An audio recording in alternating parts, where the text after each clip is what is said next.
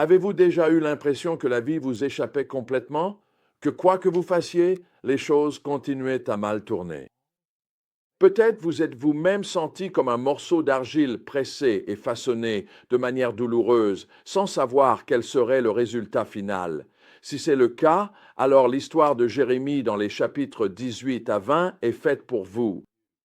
C'est un rappel puissant que Dieu est le potier et que nous sommes l'argile.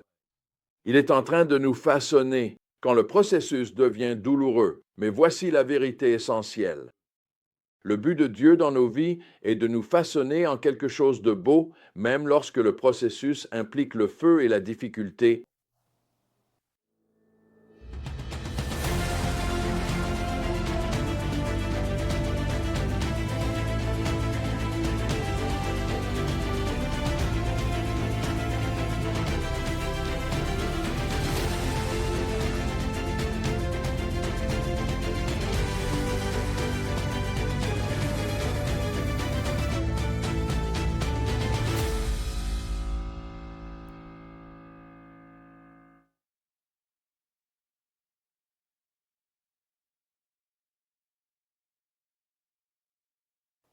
Commençons par l'image du potier.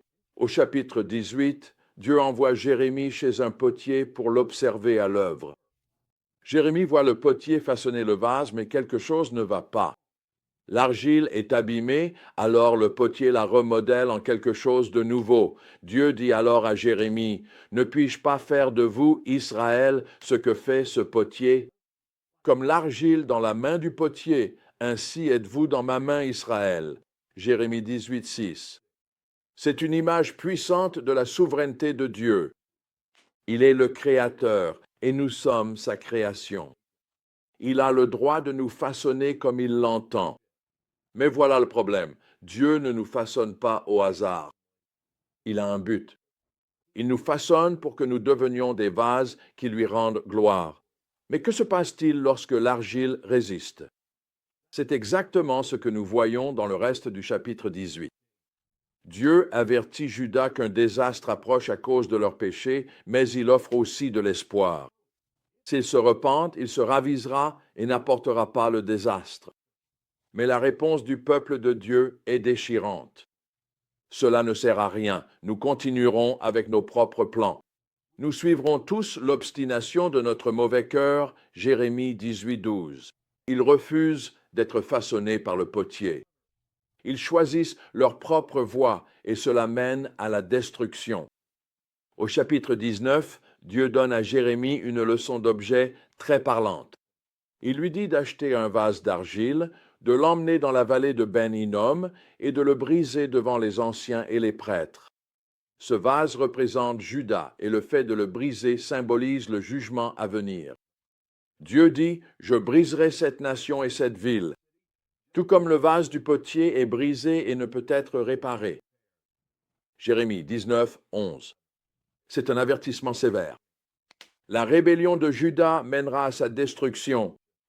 Mais même dans ce message dur, il y a une lueur d'espoir. Le jugement de Dieu n'est pas la fin de l'histoire. Il est toujours le potier et il peut toujours remodeler son peuple s'il revient à lui. Parlons maintenant de l'expérience personnelle de Jérémie dans le chapitre 20.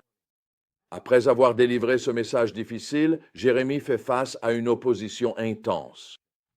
Pachur, un chef religieux, fait battre Jérémie et le fait jeter au cercueil. Imaginez ça, un prophète de Dieu battu et humilié par les personnes mêmes qu'il essaye de sauver. Jérémie est dans le feu et c'est douloureux. Mais c'est ici que l'on voit la différence entre Jérémie et le peuple de Juda. Alors qu'eux résistent à la main du potier, Jérémie s'y soumet. Même dans sa douleur, il s'écrie « Chantez pour le Seigneur, louez le Seigneur. Il sauve la vie du nécessiteux des mains des méchants. » Jérémie 20.13. Jérémie fait confiance à Dieu, croyant qu'il reste maître même lorsque la vie semble hors de contrôle. Alors, comment pouvons-nous appliquer ces vérités aujourd'hui? Premièrement, reconnaissons que Dieu est le potier et que nous sommes l'argile. Il nous façonne et parfois ce processus implique le feu et la difficulté, mais nous pouvons avoir confiance qu'il a un but. Il nous modèle en des vases qui lui rendent gloire. Deuxièmement, nous devons examiner notre cœur. Résistons-nous à la main du potier comme le peuple de Juda, ou bien nous soumettons-nous à son œuvre dans nos vies, comme Jérémie? Lorsque nous faisons face à des épreuves, nous pouvons choisir de faire confiance à Dieu, qui reste maître de la situation, même lorsque cela fait mal. Enfin, nous devons nous rappeler que le jugement de Dieu n'est pas la fin de l'histoire. Même au cœur du jugement, il y a de l'espoir. Si nous revenons à lui, il peut nous remodeler en quelque chose de beau. C'est cela le réveil. C'est peut-être pour cela que le réveil a lieu le plus souvent dans nos vies lorsque nous avons l'impression d'être dans le feu. C'est dans le feu que le remodelage s'opère. C'est là que le modelage a lieu. C'est là que Dieu accomplit son œuvre la plus magnifique dans nos vies. L'histoire de Jérémie nous met au défi de rester fidèles même lorsque la vie est difficile.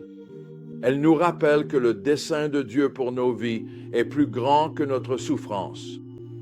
Alors, tu peux faire confiance au potier. Laisse-le te remodeler, même lorsque le processus est difficile. Et souviens-toi qu'à la fin, il fera de toi et de moi des vases qui lui rendent gloire.